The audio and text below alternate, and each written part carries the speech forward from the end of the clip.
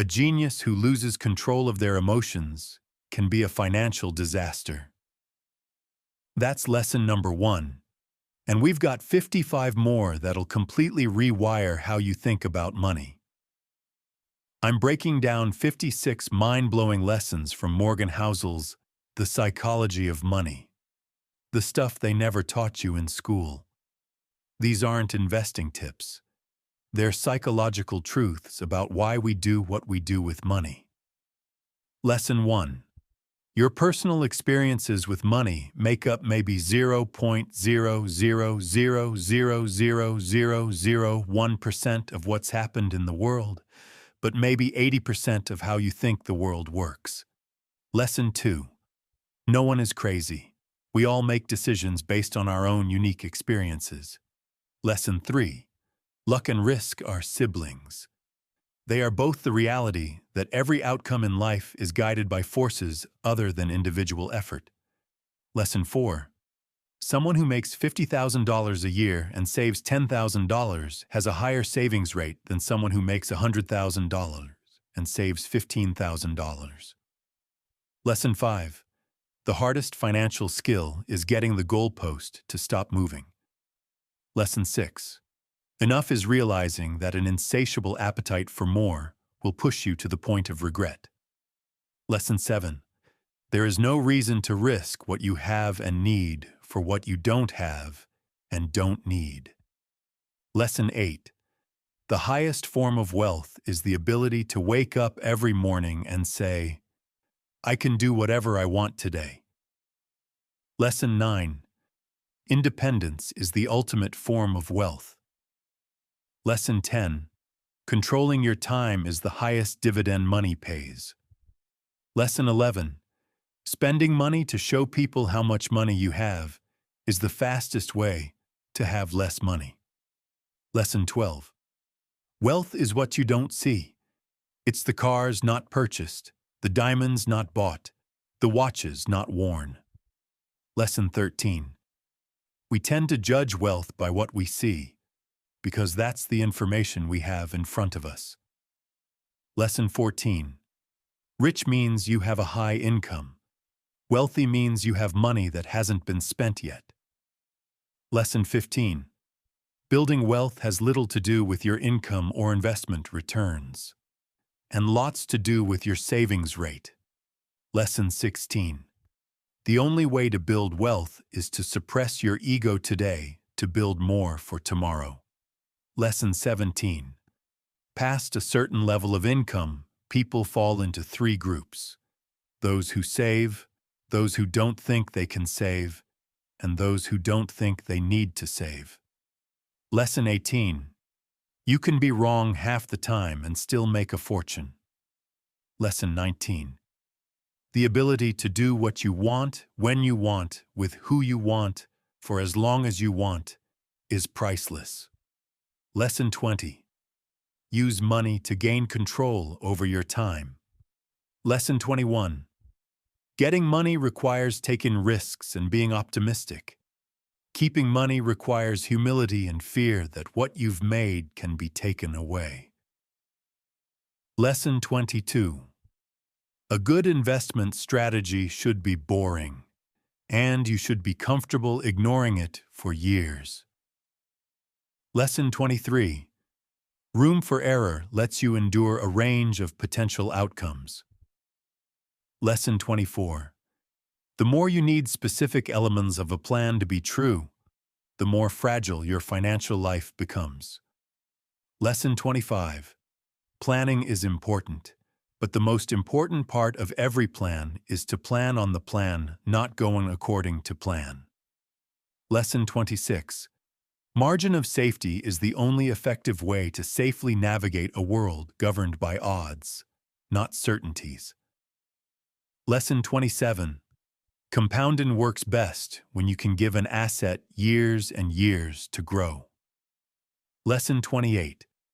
Warren Buffett's fortune isn't due to just being a good investor, but being a good investor since he was 10 years old. Lesson 29. Good investing isn't about making good decisions. It's about consistently not screwing up. Lesson 30. The ability to stick around for a long time, without wiping out or being forced to give up, is what makes compounding work. Lesson 31. Tails drive everything. A few events can account for the majority of outcomes. Lesson 32. You can be wrong half the time and still make a fortune, because a small minority of things account for the majority of outcomes. Lesson 33. It's not whether you're right or wrong that's important, but how much money you make when you're right, and how much you lose when you're wrong. Lesson 34. Freedom is the ultimate goal. Financial assets don't have value unless they give you control over your time. Lesson 35. Become okay with a lot of things going wrong. You can be wrong half the time and still make a fortune. Lesson 36. The more you want something to be true, the more likely you are to believe a story that overestimates the odds of it being true. Lesson 37. Everyone has an incomplete view of the world, but we form a complete narrative to fill in the gaps. Lesson 38. We are all prone to explaining the world through the lens of our own personal experience. Lesson 39. The world is too complex to allow 100% of your actions to dictate 100% of your outcomes. Lesson 40. Things that have never happened before happen all the time. Lesson 41. History is the study of change, but investors are taught to learn from it because they're supposed to believe that it predicts the future. Lesson 42. An idea exists in finance that seems innocent but has done incalculable damage. Market efficiency. Lesson 43. Bubbles form when the momentum of short-term returns attracts enough money that the makeup of investors shifts from mostly long-term to mostly short-term. Lesson 44. Every investment price is a number from today, multiplied by a story about tomorrow. Lesson 45. The more you want something to be true, the more damage a false belief can inflict. Lesson 46. Coming to terms with how much you don't know means coming to terms with how much of what happens in the world is out of your control. Lesson 47. The correct lesson to learn from surprises is that the world is surprising. Lesson 48.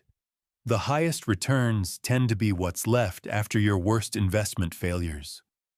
Lesson 49. Many financial disasters happen because people are playing the wrong financial game. Lesson 50. Few things matter more with money than understanding your own time horizon and not being persuaded by the actions of people playing different games than you are. Lesson 51. Optimism sounds like a sales pitch. Pessimism sounds like someone trying to help you. Lesson 52. Tell someone that everything will be great, and they're likely to either shrug you off or offer a skeptical eye. Tell someone they're in danger, and you have their undivided attention.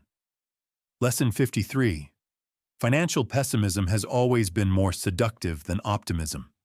Lesson 54. Progress happens too slowly to notice, but setbacks happen too quickly to ignore. Lesson 55. You'll get closer to actionable takeaways by looking for broad patterns of success and failure than by assuming individual outcomes can be replicated. And finally, Lesson 56.